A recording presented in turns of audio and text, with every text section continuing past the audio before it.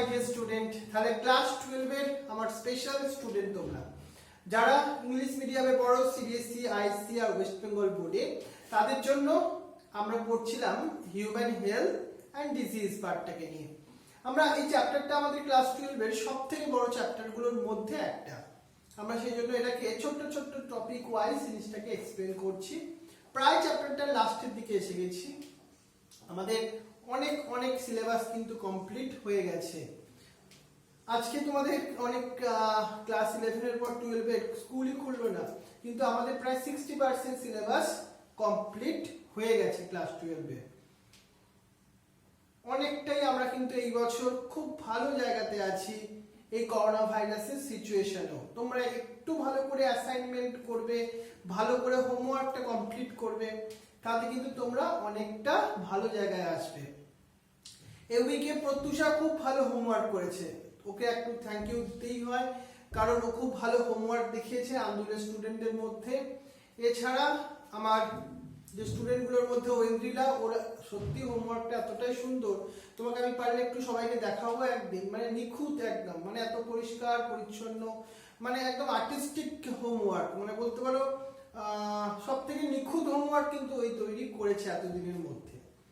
অন্যরা অনেকে হোমওয়ার্ক পাঠিয়েছো, তাদেরকে সবাইকে থ্যাংক ইউ জানাই, কিন্তু যারা এখন হোমওয়ার্ক পাঠাওনি, তোমাদের অনেক ব্যস্ততার মধ্যে একটুখানি সময় বার করে তোমরা চেষ্টা করো। তোমাদেরও অনেক টিউশন নিশ্চয়ই আছে, অনলাইন ফিজিক্স, কেমিস্ট্রি, ম্যাথ, হাজার হাজার ক্লাস, কিন্তু তাহলেও একটু চেষ্টা করো এই অ্যাসাইনমেন্টগুলোকে কমপ্লিট করতে। দেখো দীপায়ন, তোমার কি খবর পাচ্ছি না, কি খবর তোমার?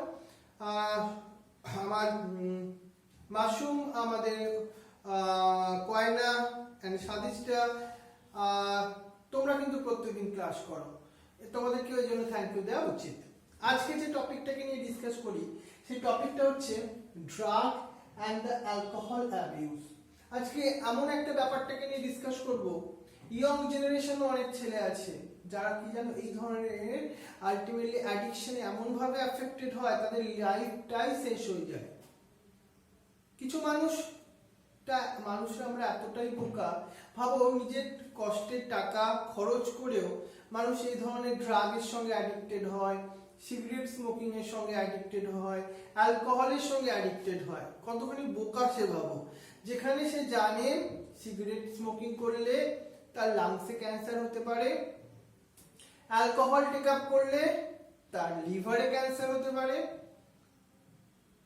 এছাড়া আর এই ড্রাগস টেক আপ করলে সারা বডিতেই ক্যান্সার হতে পারে বা সারা বডি নষ্ট হয়ে যেতে পারে, মানে বাঁচবার কোনো চান্সই নেই।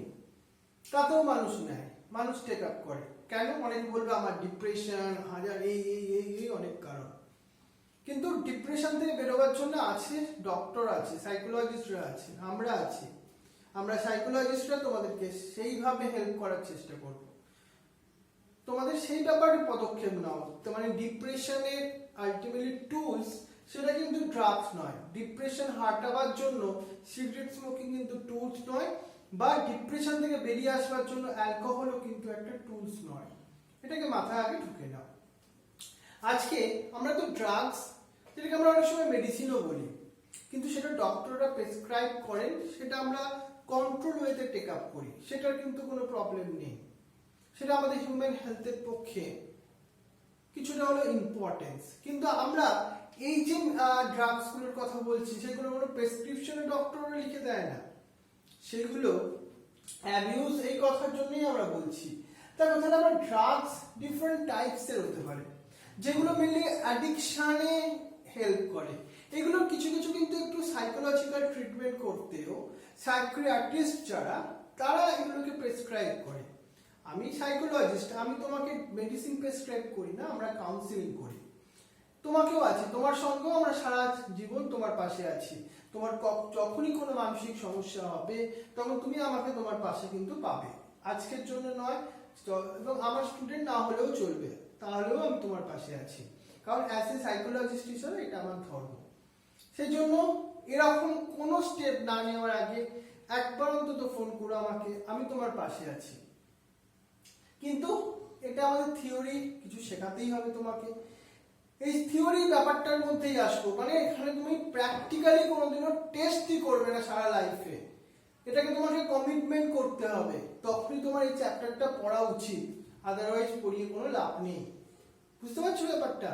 তাহলে দেখো কিছু আছে সেডেটিভস বা ট্র্যাঙ্কুলাইজার, যেগুলো ডিপ্রেসেন্টস টাইপ অফ ড্রাগস, কিছু আছে অপিয়েট যেগুলো হচ্ছে ন্যাক্রোটিক্স টাইপ অফ, যেটা pain killer type of drugs, আর একটা হচ্ছে স্টিমুলেন্ট টাইপ অফ, মানে অ্যাক্টিভিটি ইনক্রিজ করিয়ে দেয়, আর একটা হচ্ছে হ্যালুসিনোজেন্স ড্রাগস, যেটা তোমাকে একটা অন্য জগতে নিয়ে চলে যেতে পারে, কিন্তু যখন ওই জগৎ থেকে রিয়েল জগতে এসে পড়তে হয় সেটা কিন্তু খুবই মারাত্মক হয়। সেটা দেখে নিই আমাদের এইসব ডিফারেন্ট ড্রাগস গুলোর কথা। প্রথম এই তোমার সেডেটিভস বা ট্র্যাঙ্কুলাইজার, যেগুলো ডিপ্রেসেন্ট টাইপ অফ ড্রাগস এর মধ্যে আসে, সেগুলোর মধ্যে কি বলছি আমরা, এরা কি করে মেইনলি, এরা mainly depress the brain activity, মানে ব্রেনের অ্যাক্টিভিটিটা ওরা কি করছে, কমিয়ে দিচ্ছে।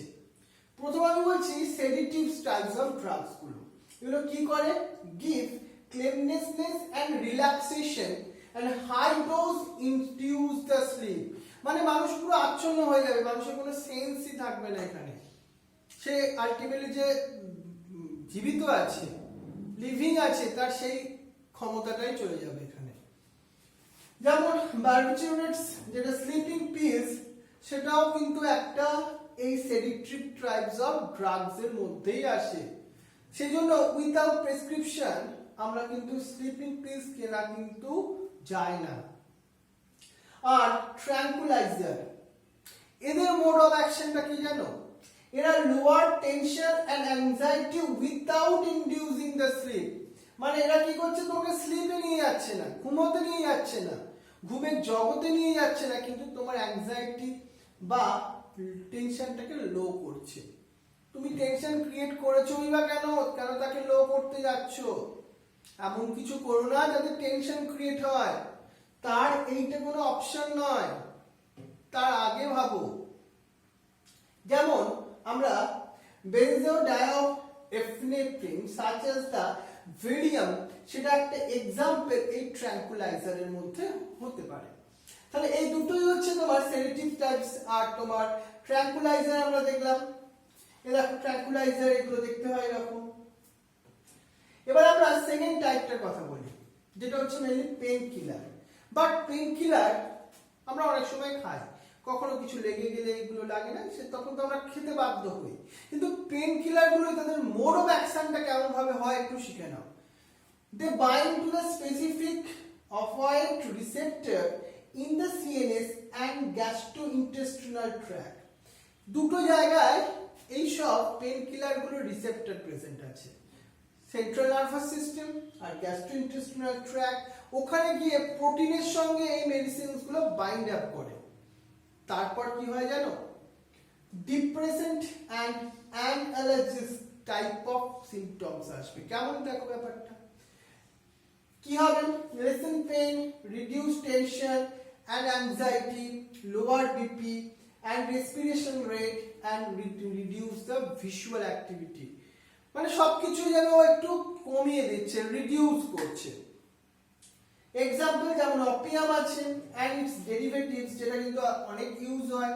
এই যে অপিয়াম বলো এন্ড অবটেন করছি আমরা কোথা থেকে, এটা তোমার লেভেলের খুব ভালো একটা কোশ্চেন। সেটা হচ্ছে আলটিমেটলি দেখো dried latex of unripe capsules like poppy প্ল্যান্টের একটা আউটার রিজিয়নের ক্যাপসুলগুলোকে আমরা ডাস্ট করে এগুলোকে তৈরি করি। তাহলে পপি প্ল্যান্টের সায়েন্টিফিক নামটাও যদি পারো মনে রাখতে পারো।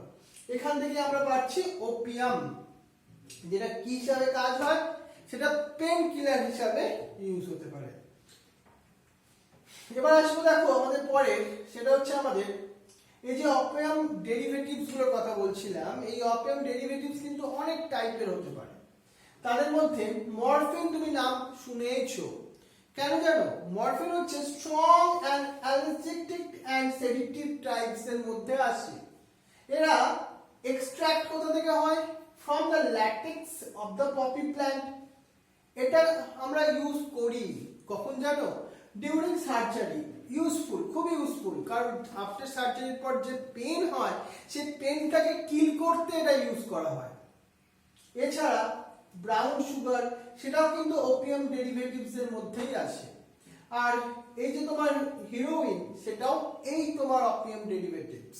এটাও মোস্ট ডেঞ্জারাস।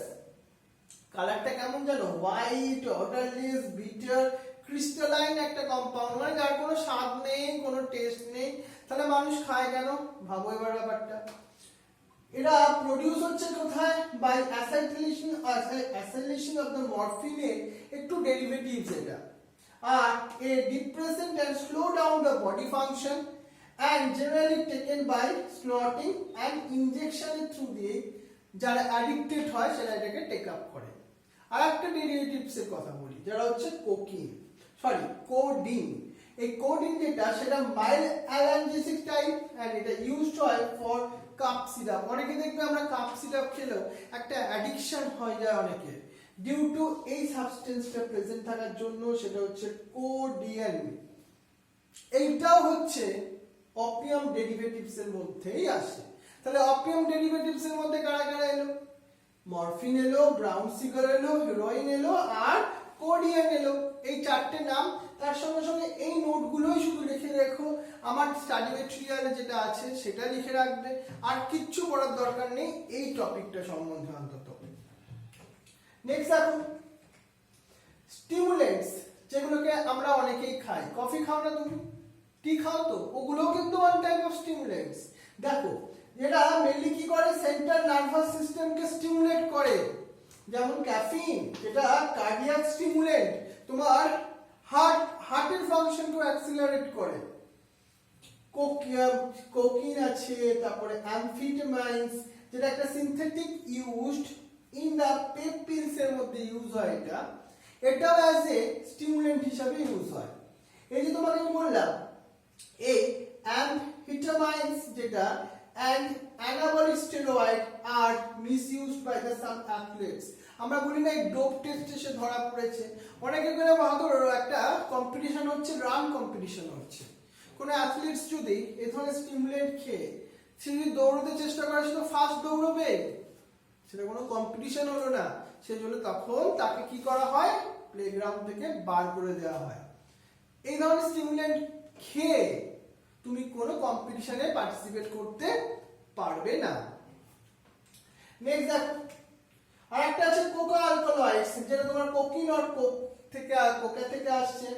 মেইনলি অবটেন করছি আমরা কোকা প্ল্যান্টস থেকে। সায়েন্টিফিক নেমও মনে রেখো। এটা মেইনলি ইন্টারফায়ার করে with the transport of the neurotransmitter dopamine. আমাদের নিউরনের থ্রু দিয়ে তো সিগন্যালগুলো ট্রান্সপোর্ট হয়, ওখানে গিয়ে কি করে? তোমার ইন্টারফেয়ার করে। আর এই যে কোকিন ইজ ইউজুয়ালি স্নর্টেড আকারে নেওয়া হয়। এরা স্টিমুলেট করে সিএনএস কে এন্ড প্রোডিউস করে euphoria and increase the energy. Excessive dose cause the hallucination. এটা মানে তোমাকে একটা মেন্টাল প্রবলেমের দিকে নিয়ে যেতে পারে যদি আমরা এটাকে এক্সেসিভ ডোজ হিসেবে ইউজ করি। আর কি দেখো, এটা মোস্ট ইম্পর্টেন্ট 4 নম্বর টাইপ। তাহলে আমরা 1 2 3 পড়ে ফেললাম। 4 নম্বর টপিকের মধ্যে হলো এই হ্যালুসিনোজেন্স। এটা মেইনলি কি জিনিস জানো? এটা হচ্ছে cause colourful hallucination, change thought, feelings and perception. তোমার পুরো ফিলিংস চেঞ্জ করতে পারে এই ধরনের মেডিসিনস গুলো, এই ধরনের ড্রাগ, মেডিসিন বলে ভুল হলো, ড্রাগস গুলো তোমাকে অন্য জগতে নিয়ে চলে যাবে। সেই জগৎটা কিন্তু খুব ভালো লাগবে সেই সময়, কিন্তু তুমি যখন ওই জগৎ থেকে একটা সময় তো বাস্তবে এসে পড়তেই হবে, তখনই যত সমস্যা। সেজন্য আমরা কোথা থেকে পাই আলটিমেটলি? এটা plants with the hallucinogenic property আছে, অ্যাট্রোমা, বেলাডোনা এন্ড ডাটুরা। মোস্ট কমন এই দুটো ইউজ হয়।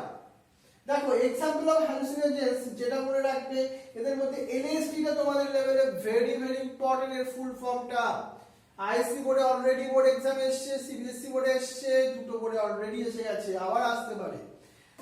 লাইসেরজিক অ্যাসিড ডাইথাইলঅ্যামাইড, এই নামটা ভালো করে মনে রাখবে। এছাড়া ক্যানাবিনয়েডস মোস্ট কমন আর একটা হ্যালুসিনোজেন্স এর মধ্যে আসে। এই হচ্ছে আমাদের এই টপিকগুলো, ঠিক আছে।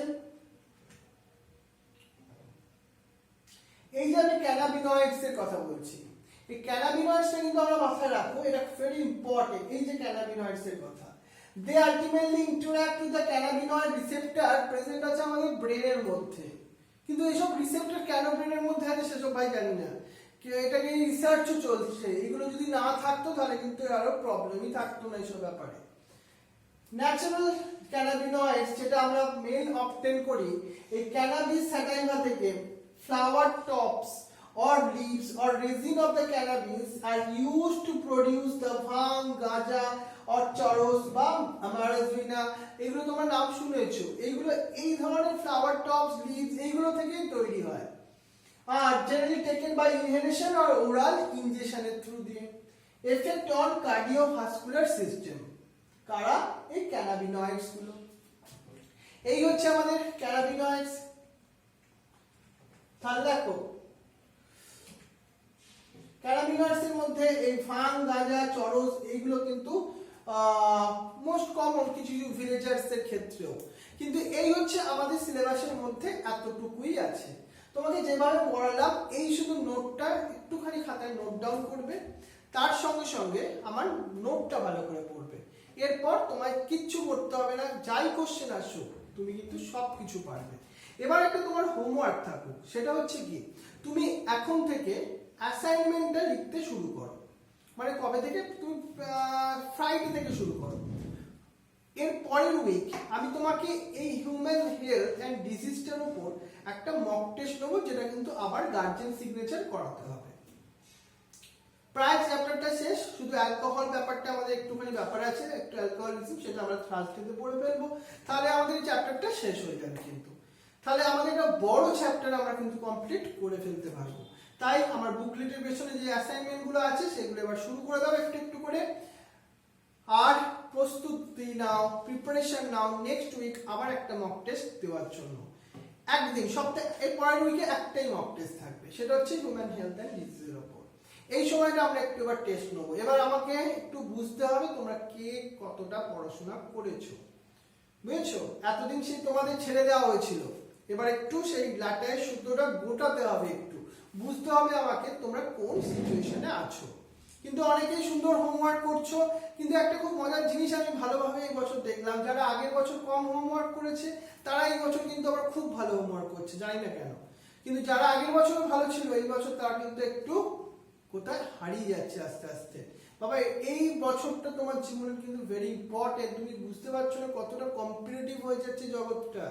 এই সময়টা তোমাকে একটু মন দিয়ে পড়ো, ভালোভাবে পড়ো, এবং তোমার ফিউচারের জায়গাটা একটু ভালোভাবে দেখতে থাকো এখন থেকে, তবেই কিন্তু জীবনে সাকসেসফুল হবে। ঠিক আছে? তাহলে ভালো থেকো, সাবধানে থেকো, আর মন দিয়ে পড়াশোনা করো। আবার থার্সডে এক্সাম আছে, ওটাকেও একটুখানি ভালো করে দিতে হবে আমাদের সবাইকে।